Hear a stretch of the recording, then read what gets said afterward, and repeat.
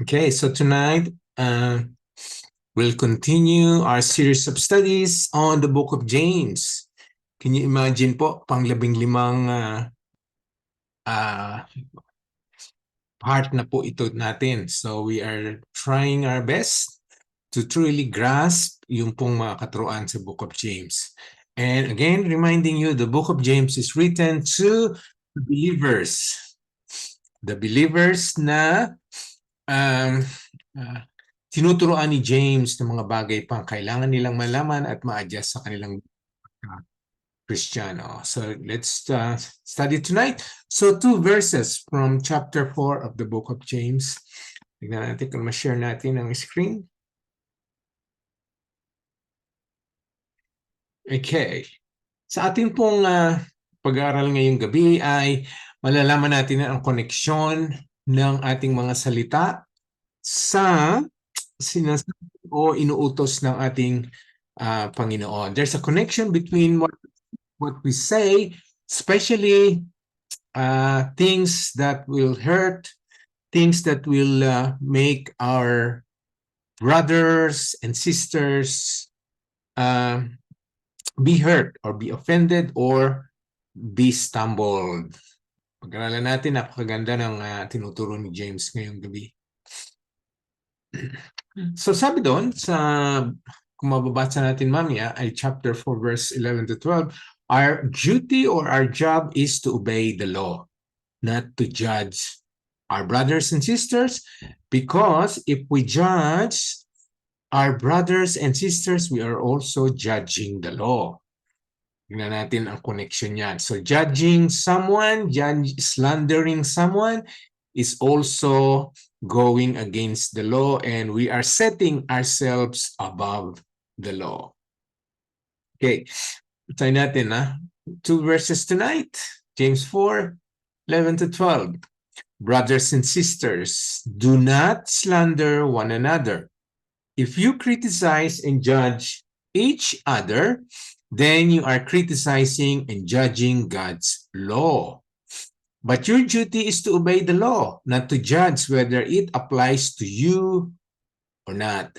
God alone, who gave the law, is the judge. He alone has the power to save or to destroy. So what is right? So what right do you have to judge your neighbor? Okay, so that's the question posed to us in verse 12 by James, and we'll try to get the answer tonight. So let's do expositional studies on these 2 verses. Okay, verse 11. Again, brothers and sisters, makikita natin po, kinakausap ay mga believers na doon sa lugar na yon where na si James ang nangangalaga sa kanila. Do not slander one another. It's interesting po na this is happening within the church, among believers, within the Christian community, that they have to be reminded by James, do not slander. Ang ano po nito, ang talagang grammatical situation po nito is do not slander, or it's happening, everyone is slandering one another. Everyone is saying na mga masasakit na salita sa bawat isa. Kaya nga, kailangan tuligsain uli ni James ang mga bagay na yon. Do not slander one another or stop slandering one another. Slander po is any form of speaking against someone. So slander can be false or true. So, ang slander po, ang intention is to damage the reputation, put that person down, para masira, para ibagsak, at para yung nagsasalita naman, nag-i-slander, ay maging himself or herself look better. Speech is evil when it's motivated by the desire to harm others or to exalt oneself. Napakarami pong inuutos talaga ang ating relasyon sa bawat isa, lalo na po sa ating pananalita. So it is not only on James, the book of James, that slandering or hurting words sa ating kapwa ay hindi dapat mangyari. Dahil sa Old Testament pa lang, sa mga tinuturo doon ay nag-umpisa na talagang matindi ang Panginoon, talagang very seriously ina-address niya ito. So let's read in Proverbs. Sabi sa Proverbs, whoever conceals hatred.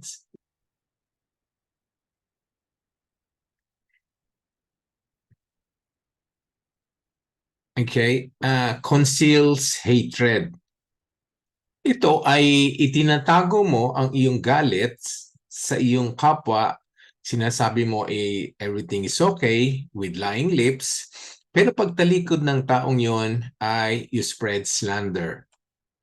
Yan. So hindi mo hinaharap, hindi mo sinasabi sa harap niya ang kanyang pagkukulang para kayong dalawa ay magkaayusan. So you are not truthful, you conceal your hatred, but deep inside you, you have bitterness and anger.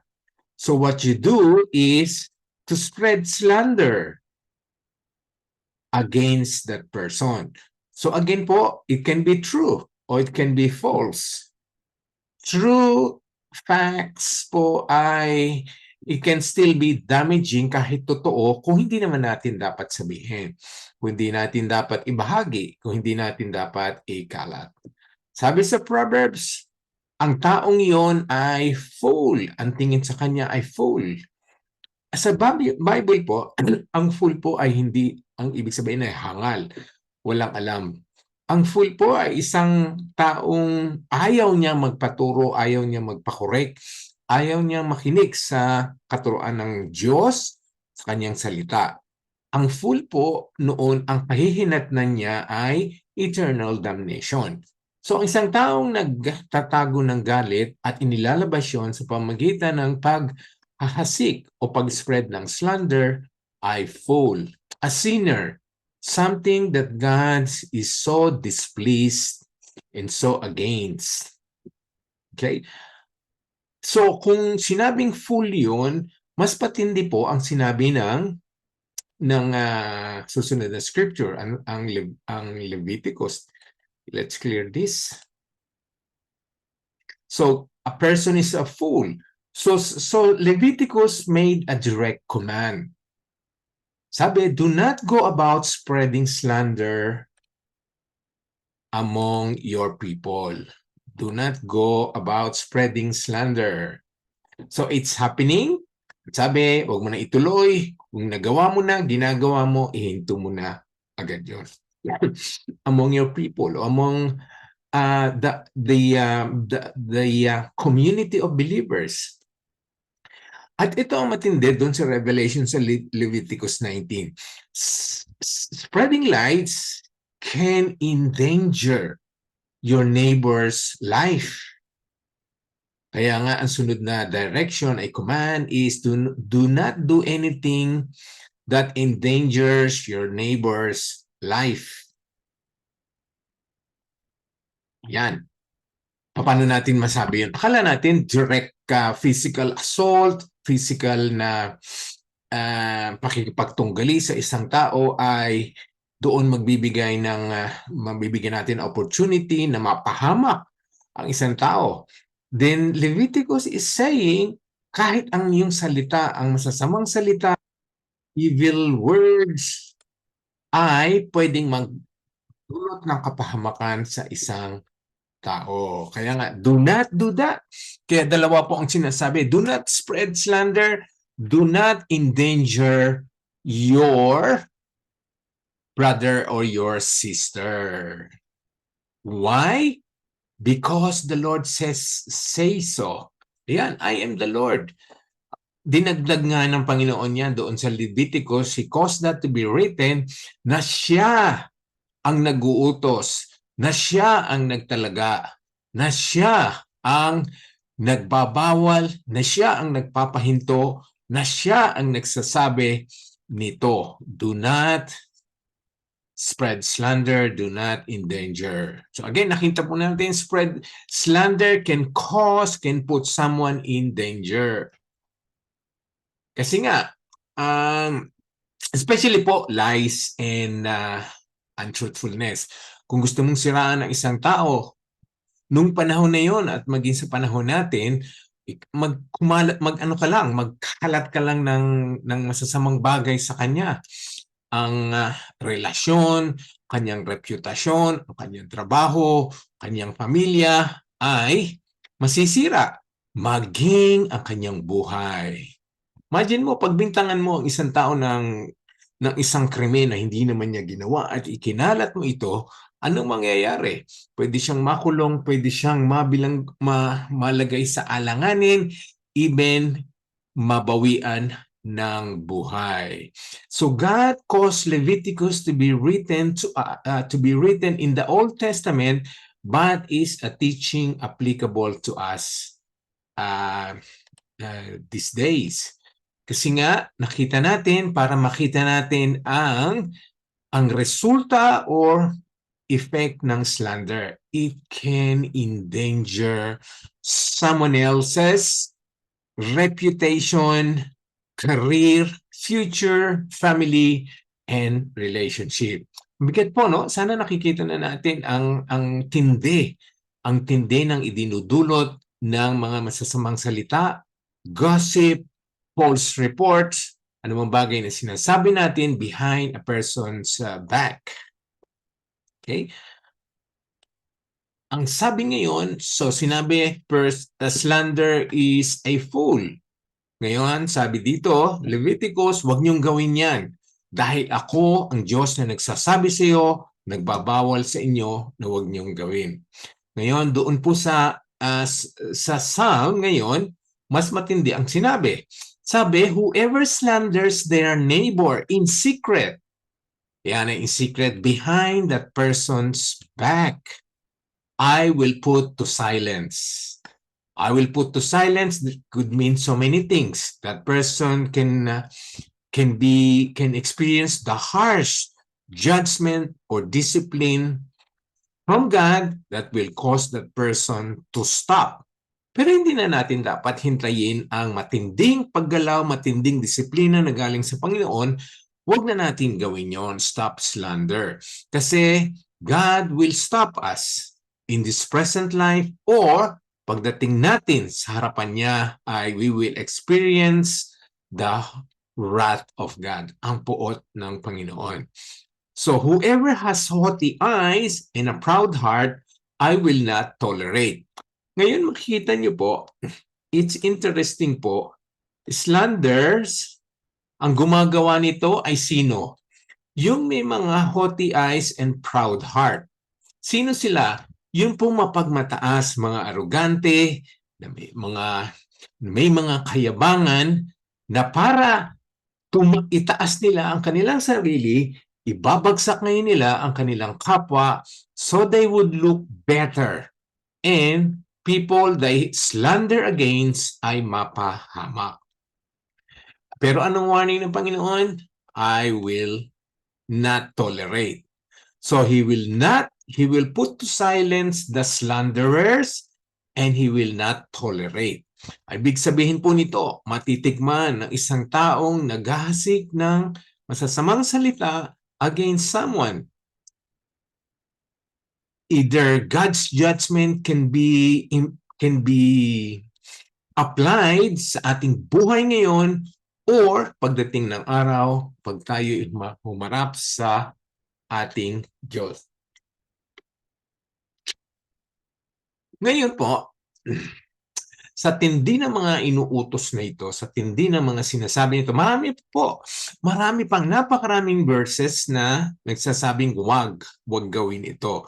Pero pinili lang po natin ang iba para po sa ating, hindi naman tayo, para sa ating pong oras na hindi tayo masyadong humaba. Okay, so balikan natin yung main verse. Okay, so slander is prohibited by God. God hates slander.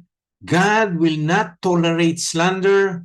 God calls a slanderer a fool, or someone who will experience God's discipline and wrath. Okay, balikan natin yung main verse natin. So slander, kaya sinasabing, do not slander one another. Okay? Ito pa ang susunod. If you slander or criticize, okay, So slander ngayon ay binigyan ng whole new meaning. So to slander means also to criticize, pintasan, and husgahan. Ayan, makita niyo po. Slander can effectively mean criticize and judge each other. So when you slander someone, you are criticizing that person and at the same time judging na, hinuhusgahan mo na siya. Pag nangyari naman yung bagay na yon, you are criticizing and judging also God's law. Yan. So you criticize a person, it means you are criticizing and judging God's law. Yan. Kaya nga sinabi, criticize and judge. Hinuhusgahan mo ang batas. Ngayon, ang tanong ngayon, ano yung batas ng sinasabi ni James? Kasi, ang sabi dito, our duty is to obey the law. Okay, our duty, our job, what is required of us ay sundin ng batas. Hindi i-criticize, hindi husgahan ng batas, whether yan ay applicable o hindi sa atin, sa iba lang yan applicable. We are not to distinguish whether a law is applicable to us or not. Criticize that, or we put ourselves above the law. So ano yung sinasabi ngayong law? Okay? So tignan natin. Kasi kailangan malaman natin kung ano yun. Kasi sinasabing wag. Pag inalipusta, sinabihan ng masama, ikinalat, siniraan ng reputasyon ng isang tao, you are as if criticizing and judging God's law. It's interesting po. Sinasabi na ang buong kautusan ng Diyos ay iyong inaatake o sinasalungat. So alamin natin kung ano ngayon yung batas na sinasabi ni James. Okay. Ang sabi po ni James na mabigat ang iyong ginagawa kung ikaw ay naninira ng reputasyon, slandering a person. So what? Dahil ang kahulugan nun, ikaw ay kinakalaban mo ang batas. So alamin natin what law is James referring to. So let's go to Matthew 22:35-40. Ito malinaw na in-explain ni Jesus Christ ang law. Okay? One of them, an expert in the law, a lawyer, ito nga yung lawyer, no? Nagtanong kay Jesus, tested him with this question, Teacher, which is the greatest commandment in the law? Jesus replied, love the Lord God. Love the Lord God with all your heart and with all your soul and with all your mind. That's the first law. Sabi, this is the first and the greatest commandment. Okay? Ang ano niyan, itong first and greatest commandment, some of us would not have any problem. Lalong-lalo po ang mga Kristiyano. We have no problem loving God because we know that He died for us, He loves us, and He gave Himself for us, He blesses us, He answers our prayers. Lahat po yun. Pero hindi huminto si Jesus doon. Ang sabi niya, so that's the first. And the second commandment is love your neighbor as yourselves. Okay. So sa dami-dami ng mga laws na binigay ng Panginoon, including the 10 Commandments, plus all the Levitical laws, the Moses laws, the different laws na isinulat pa ng Old Testament, ay napakarami. According to the Bible scholars, kung isusumahin talaga lahat ng mga inutos, itinalaga at binigay sa ating kautusan ng Diyos, about 600 of them. God ordained and also man-made na ginawa na mayroon din naman pahintulot ang Panginoon. Pero ngayon, dalawa na lamang. Okay? Love God and love your neighbors. Ito po ang matindi dun sa verse 40. All the law and the prophets. Sabi, lahat ng batas at lahat ng sinabi ng mga propeta. Yan, pag sinabi pong law and the prophets, yung pong 10 commandments, plus yung mga isinulat at iniutos ng mga propeta noon. Hang on these 2 commandments. Ayan. So, minodify na ngayon ni Jesus Christ. He's not canceling those laws or pinadali na lamang niya para maintindihan mo at maintindihan ko ang dapat nating gawin. Mahalin ang Diyos at mahalin ang kapwa. Ito ang tinutukoy ni James. Pag you slander someone, you are also going against this law. Kahit pasabihin mong dalawa na lamang. Okay? So if you slander your neighbor, then you are breaking the second greatest commandment, and that is to love your neighbor. So makita natin, no, hindi lang simple, hindi simple na na magsabi ka ng salita against someone, totoo man o hindi, ikalat mo ang mga bagay na yon, then you are criticizing the law. Yun ang sinasabi ngayon. You are criticizing the law, which is love your neighbor. And you are judging God's law. When we criticize a law, we are putting ourselves above the law. Kasi nga, halimbawa po, meron tayong isang example po. Meron tayong mga traffic laws, merong speeding limit. When you go over a speeding limit, you are setting aside the law, whether that's given by the council or given by any authority of the land.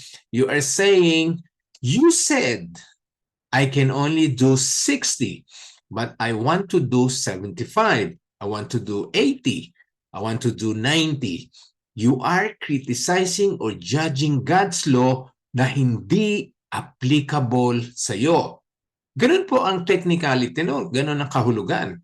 Kaya inignore mo siya kahit napakarami ng sign na sinasabing 60 lamang ang dapat mong takbo. And that is true to our spiritual life sa buhay natin. God says, do not murder, do not steal.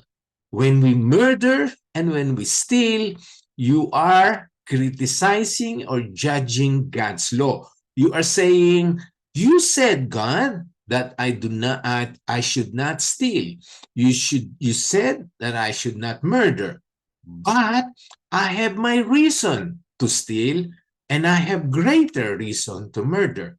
So I am setting aside your law na sinabi mo, sinulat mo, at inuutos mo sa amin. So that is also the same with slander. Kasi sinabing, do not slander, spread slander, and you are to love your neighbor. Di ba napakadali naman kasing iwasan ito kung talagang mahal mo ang iyong kapwa? You would not spread slander against your mother because you love your mother. You would not spread gossip against your father because you love your father. Or any member of the family, or any friend, or any brother, or any sister. Kasi kung talagang mahal mo siya, you will never, never, never slander that person in front of the other people or behind his or her back. So nakikita niyo po, saan po nakikita niyo ang correlation ng pananalita, masasakit na pananalita. You are, we are, whenever we do this. We want to set aside, disregard God's law, or criticizing, pinasanasabi natin, sinabi mo yan, Lord, pero hindi applicable sa akin yan. Or ayoko niyan. Ayokong sundin yan. You are criticizing, you are not in agreement, you are basically saying in God's face, I am above what you have said. And judging God's law is it is as if you're saying, Lord, sinabi mo yan, pero sa akin, hindi ko kailangan sundin yan. Or ako, hindi applicable sa akin yan. So what is that? The meaning of that. So if you disregard or criticize the law, which ang talagang duty naman natin is to obey the law.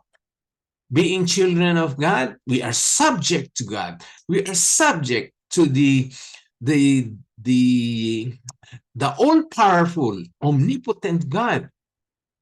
Our duty, our job, what is expected from each and every one of us is to obey the law, not to judge the law whether it applies to us or not. When we set aside the law, kahit po paulit-ulit kong sinasabi, when we disobey the law, it is as if you're setting it aside and you are saying, that's not for me. And I am judging that. Okay? And slander is one of those things that God ordained, commanded, because to be written in the scripture, not to do it. Ang bigat po, no? Ang tindi pala ng sinasabi sa pamamagitan po ng pagbibigay sa atin ng kasulatang ito ni James.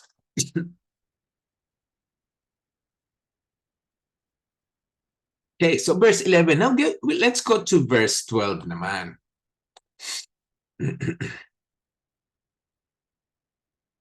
Okay, God alone who gave the law. Yan.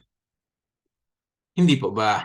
Wala na sigurong mas lilinaw pa na ang Diyos ang nagbigay ng lahat ng kautusan na yon. God alone who gave the law.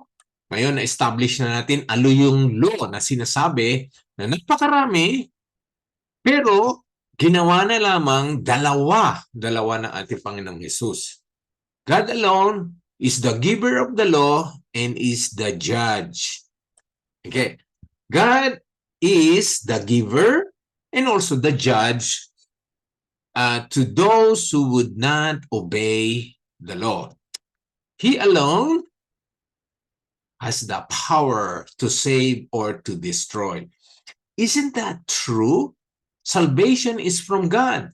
And those who would not submit to His saving grace will just experience eternal damnation, eternal destruction. Okay? So, paano natin mababaliwala ang Diyos na nagbigay ng batas at siyang maghuhusga sa iyo at sa akin, sa ating lahat? And being the judge of the universe, He has the power to save us, to destroy us. Ang pangako naman ng Panginoon, ang lahat na nakikristo ay maliligtas sa kapahamakan. At kung hindi, sa eternal damnation. So kung ikaw ay Kristiyano, kung ikaw ay saved, dapat mong gawin, ang dapat natin gawin na tayo mga saved, mga ligtas, mga believers, mga Christian, is to obey the law. And one of those laws ay slander, speaking against a brother or a sister. Ngayon, ang tindi ng tanong nito, no? So what right do you have to judge your neighbor? What right? Zero. Nothing. May katiting, wala daw tayong, kasi sasagutin natin itong rhetorical question according to the scriptures. According to, dun sa mga verses na nabasa natin. Ang challenging question ni James is, anong karapatan meron ka para husgahan mo ang iyong kapwa? Anong karapatan? Wala po. Kasi ang giver ng law ay ang Diyos. Ang duty natin ay hindi i-set aside ang law, hindi i-criticize, hindi dapat husgahan, to judge the law, kundi sundin natin. We have no right to judge our neighbor. Now, hindi po dapat tayong magkamali. Kasi we've given the the gift of discernment. Sa ating po may mga discernment, sometimes we have to distinguish between a wrong spirit and the right spirit. That is correctly judging or a godly judgment. Pwede nating sabihin, ito ay galing sa kaaway, ito ay galing sa Diyos. Yun sa pamamagitan ng revelation, ng prompting ng Holy Spirit sa atin. So, hindi tayo magkakamali. Ang sinasabi po dito na judge your neighbor is sinuhusgahan mo na siya batas sa iyong impression, batas sa iyong observation, batas sa iyong nakita, which is imperfect.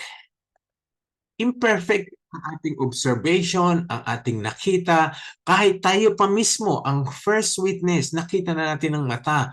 Because hindi natin alam ang punot dulo, ang kalagitnaan, ang umpisa. Okay? So for example, kung nakita ko isang kapatiran na lumabas na galing ng pub at nagkaroon kagad ako ng conclusion o alcoholic ito o drunkard ito o lasenggo ito. Pag wala pala siya sa church, siya ay lasenggo. Now, I can spread that. Dahil unang-una, siguro galit ako dun sa taong yon, may sama akong ng loob, nakaaway ko siya, nakaalitan ko siya, then I can start telling everyone at the church, you know what? Brother so and so is alcoholic. Lasenggo pala yan. Pag hindi linggo o sa ibang araw, lasenggo pa lang yan. I have that conclusion na napakalaki na ng talon. Nakita ko lang siyang lumabas ng pub. I've already spread slander na hindi ko pa alam. Maaring yung taong yun ay gumamit lamang ng palikuran o ng nakigamit lamang ng toilet kaya galing siya sa pub. Nakita mo siyang lumabas. Yun po ay isang ehemplo lang. Hindi natin alam ang buong istorya. Hindi natin alam ang buong dahilan kung bakit niya ginawa yun. It could be in the form of church worship, prayers. Ang isang hindi nagdarasal, sabihin na natin hindi Kristiyano to. Ang hindi sumasamba, hindi tinataas ang kamay, ang hindi naman to nagwo-worship. Ang hindi involved sa ministry, ito po ay hindi tunay na Kristiyano. All those harsh judgment na ini-entertain natin sa isipan natin at nilalabas pa natin in the form of slander. Okay? So ang sabi ngayon, what right you have to judge your neighbor? Because we are only relying on our imperfect perception. Yun ang ating pagkakaintindi. Okay? So matindi po ang sinabi sa Romans. Let's clear this. Sabi, you therefore have no excuse, you who pass judgment on someone else. Okay? You have no excuse who pass judgment on someone else. Ito po ay sinasabing you pass judgment to destroy that person. Kahit hindi mo pa alam ang nasa puso niya, hindi mo alam ang tunay na intensyon niya, hindi mo pa alam ang kanyang motibo. Which is, ang Diyos lamang ang nakakakita. So we have no excuse to pass judgment. Ayan po, hindi ako nagsabi niyan, ay ang Romans po. You have no excuse to pass judgment on someone else. Okay. Ito ay yung mabilisang paghuhusga at ikinalat mo kagad, you're already condemning that person. That person is so and so. Okay. Ngayon yung susunod, matindi po ang sinasabi. So when you pass judgment on someone else, for whatever point you judge other, ito, whatever point you are condemning yourself because you pass judgment, do the same things. Paano nangyari yun? Linawin natin itong ano. Okay. You who pass judgment do the same thing. When you judge someone, whatever point you judge another, you do the same thing. Paano mangyari yon? Sabi natin, siya ay pinagbibintangan kong magnanakaw. Ako ay hindi pa nagnakaw kahit minsan. Wala akong kinupit, wala akong kinuha. Hindi ganoon ang sinasabi ng Romans na ang ginawa niyang krimen, ang ginawa niyang kasalanan ay ginagawa mo pa rin. Kasi nga, ito ang comparison. Whatever point you judge another, you are saying, you are proclaiming that he is a lawbreaker. Yon, lawbreaker siya. Ngayon, ikaw, ako, ay makasalanan din. Maaaring hindi tayo nagnakaw, pero meron tayong ibang ginawang nilabag na kautusan ng Panginoon. So ano ang tawag sa atin? Lawbreaker din. Hindi ba? So you call that person a lawbreaker and you yourself is also a lawbreaker. Maaaring hindi pareho ang ginawa nyo. Kaya nga ang sinabi, you pass judgment, do the same things. Sa mata ng Panginoon, tayong lawbreaker.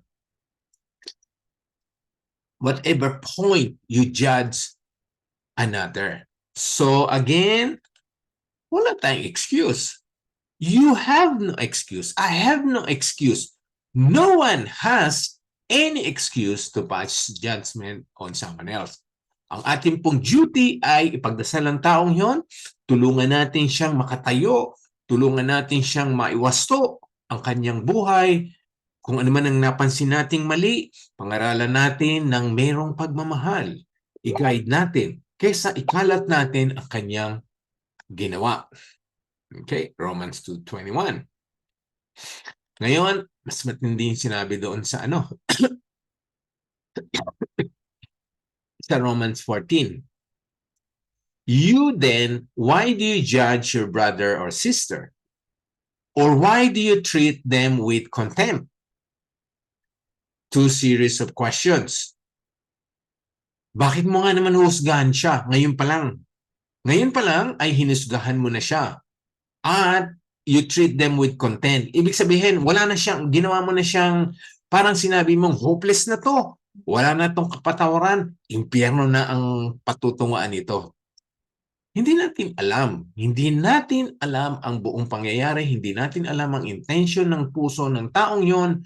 Hindi natin alam ang kanyang tunay na relasyon sa Diyos. Kung may nakikita tayong pagkukulang o mali, di tulungan natin siya. Tulungan natin siyang iwasto ang kanyang kamaliang ginagawa. Tulungan natin siyang mapalapit sa Diyos. Kung meron siyang mga hindi naiintindihan, bigyan natin siya ng malumanay na pangangaral. Hindi para ibagsak na siya, ikondema na siya, at sabihin na natin hopeless siya. And that is treating someone with contempt.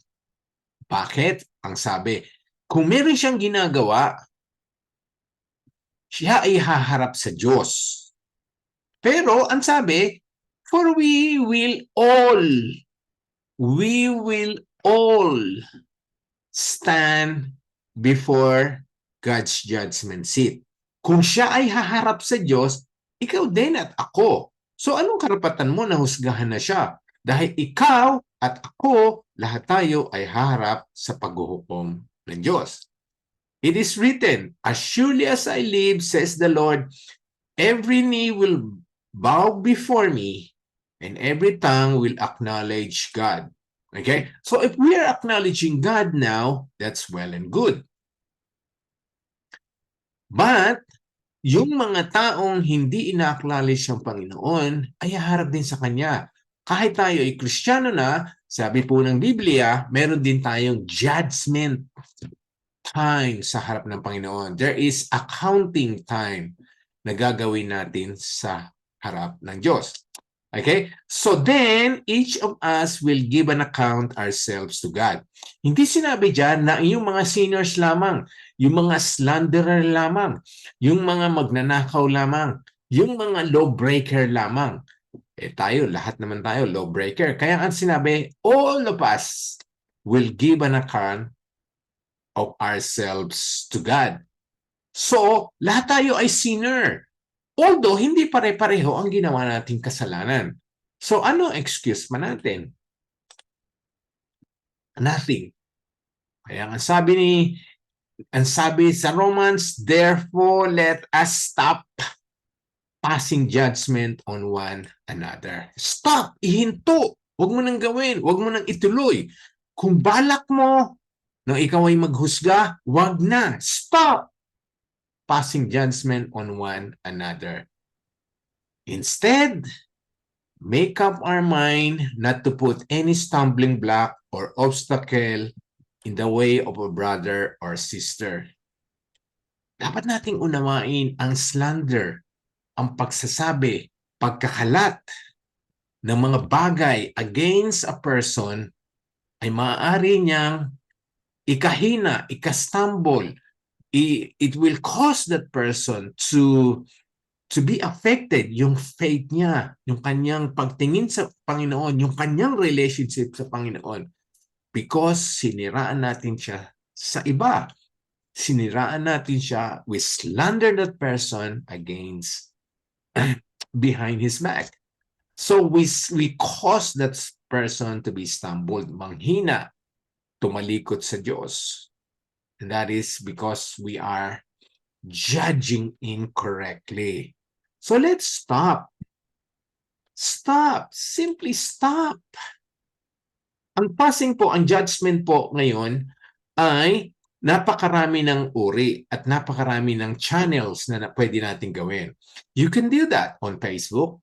You can post a lot of lies. You can post a lot of criticism, false report, slander, gossip against someone. So it can be written, it could be verbal, it could be directly against that person or through other social media. Ngayon po sa ating pong present time, ang daming kaparaanan para sirain mo ang Panginoon, ang kapwa mo, para siraan at ibagsak ang kanyang reputation.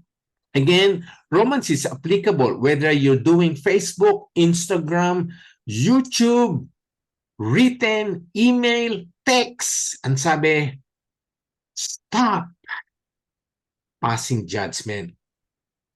Hindi sinabing yun lang verbal. Any form of judgment against another, stop.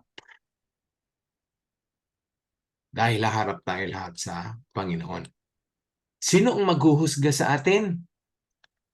Jesus Christ Himself, the Savior, our God, our Lord. Kasi ang sabi, John 5:22, the Father, ito po ang linaw, the Father judges no one. Ngayon, kasi hindi na siya naghuhusga ngayon. Bakit?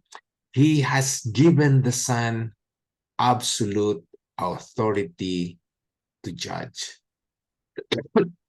Kaya nga, di ba? Napangaral natin, si Kristo, tanggapin mo, maniwala ka sa Kanya, tanggapin mo siyang tagapagligtas. Accept Him as your Savior. Because kung ayaw mo, then you still face Him one day. Akala mo maiiwasan mo si Jesus. You will still face Him one day as a judge. Ngayon, tayo naman po, kahit Kristiyano na tayo, kahit saved na tayo, we will still face Jesus Christ as a judge. Whether we will receive rewards or condemnation or shame, embarrassment sa lahat ng ating ginawa after ma-born again na tayo. So sa mga believers, it's dreadful. Dreadful. So, ang tanong nga kanino, who are you to judge others?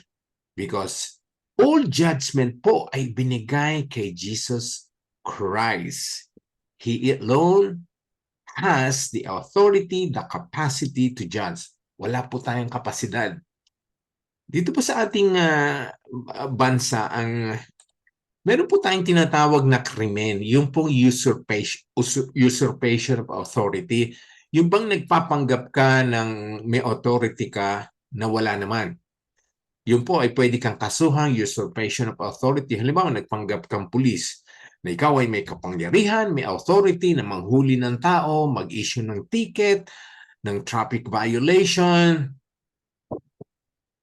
Kung wala naman, yun ay usurpation. Ngayon, in the spiritual world sa atin, we could usurp or we are acting God in passing judgment against another. So we are playing ourselves our God, which we have no authority. Ang sabi dito, ang linaw-lilang, the Son is the absolute authority. So leave everything to the Son. So kung ikaw ay naapi, na argabyado, na naging biktima ng kasalanan ng iba, all you need to do is let Jesus Christ handle it. Sabi nga, huwag kang maghiganti. Ibigay mo at ilaan mo ang lahat ng paghiganti, pagtatama, paghuhusga sa Diyos. Kasi nakikita naman niya lahat. Nadinig niya ang lahat. Walang maitatago. Walang maikukubli ang sinuman. Okay? And besides, tayo rin naman na mayroong pagkukulang. So if a lawbreaker has offended you, remember, you, the victim, is also a lawbreaker in another opportunity or in another kasalanan. So, hindi natin pwedeng pagsabihan na siya ay mamamatay tao. Ako ay gossiper lamang. Pareho din kayo, lawbreaker. Pareho kayo huhusgahan ng Panginoon. Okay? Sana po naging malinaw ang ating pag-aaral ngayon. And with this last verse ay maging guide natin sa ating pong relasyon sa ating pong kapwa. Sabi po sa 1 John 4:7, Dear friends, let us continue to love one another, for love comes from God. Anyone who loves is a child of God and knows God. If you love a person, you would not slander that person, be it a family member, friend, workmate, schoolmate, acquaintance. If you love that person, you would not slander him or her. You would only do good things for her. Ngayon, tayong lahat daw po ay pwedeng mangyari, pwede natin makumit ang bagay nito in the church, within the church, among the believers, among the Christians. But, ang ating pong duty is to obey the law and to continue to love one another. For love comes from God. So we cannot say that you're a child of God, that God lives in you. Dahil ang sabi dito, ang pag-ibig ay galing sa Diyos. Anyone who loves is a child of God, knows God. So a question, are you a child of God? Do you know God? Then continue to love one another. I would stop there and give opportunity for anyone to ask a question or to share any addition or anything na gusto nilang i-share tungkol pa sa topic natin ngayong gabi. Kaya makita niyo po ang bigat ng speaking evil against anyone. We are putting ourselves above the law. We are criticizing, judging a person. Remember po, ang tinutuligsa ng subject natin ngayong gabi ay ang pagkalat ng mga bagay na hindi dapat ikalat. Ang intensyon natin ay siraan ang taong yon, ibagsak. Whether ang kinalat natin ay totoo o hindi. Okay? Ito po ay napaka-dangerous among Christians kasi nga mas madami ang opportunity nating mga Kristiyano na magkalat ng slander. Kasi Bakit ko po nasabi yan? Lalo na po ang in the form of prayers. Tinawag nga natin, read my post po about sa Facebook about gossipy prayers. Kasi ang mga Kristiyano may opportunity ngayon na slander a person in the form of prayers. Probably a person can go to a sister or brother, hoy, alam mo ba, pagdasal natin si so and so. Kasi ganito ang sitwasyon niya, ganito ang nangyari sa kanya. Pagdasal natin, sabihin mo sa iba, pagdasal natin si so and so. Okay? So, hindi naman dapat sabihin. You just simply say that person. Or, hindi mo na kailangan bigyan ng detalye. Hindi mo na dapat, lalong-lalo na kung walang pahintulot, whether tungkol sa sakit, tungkol sa health, tungkol sa family, tungkol sa relationship, love life, wala pong tayong pahintulot, na isiwalat yon sa pamagitan ng paghingi ng panalangin, then don't. Kaya po madalas, kung halimbawa may lumalapit sa atin at nagsasabing ganito ako, ganito ang nangyayari sa akin, mahapdi ang dinadanas ko ngayon, ipagdasal mo ko. Okay? That's well and good. Ngayon, kung gusto mong i-include ang Bible study group nyo o ang mga grupo nyo sa simbahan, mga um, close brothers and sisters, pagpaalam muna. Sabihin mo muna, itanong mo muna doon sa lumapit sa iyo at sinabi ang kondisyon niya, kung pwede mong sabihin din doon sa iba na yan ang nangyari sa iyo at ipagdadasal ka para mas marami magdadasal sa iyo. Pag sinabi niyang yes, then well and good. Okay? But sometimes po, we do that in the form of spirituality. Sometimes we want to sound spiritual. At the same time, we are putting a sister or a brother down. So mag-ingat po tayo dyan. Kahit po totoo o hindi, ingatan natin ang pagsasabi, pagkalat ng mga bagay against a brother or a sister. Okay, anyone po who has a question or something to add sa ating napag-aralan ngayong gabi? And again, thank you po. Kung ang silence, it means everything is clear, natin pong talagang nakita ang kagandahan, katotohanan, katindihan sa seriousness na ating pong pinag-aralan ngayong gabi.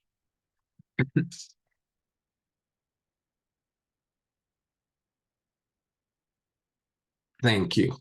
Thank you. Anyone who has a praise report bago tayo mag-closing prayer?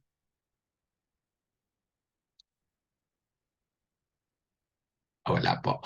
Okay, thank you for joining us tonight and I hope things will be more careful in the area of slander.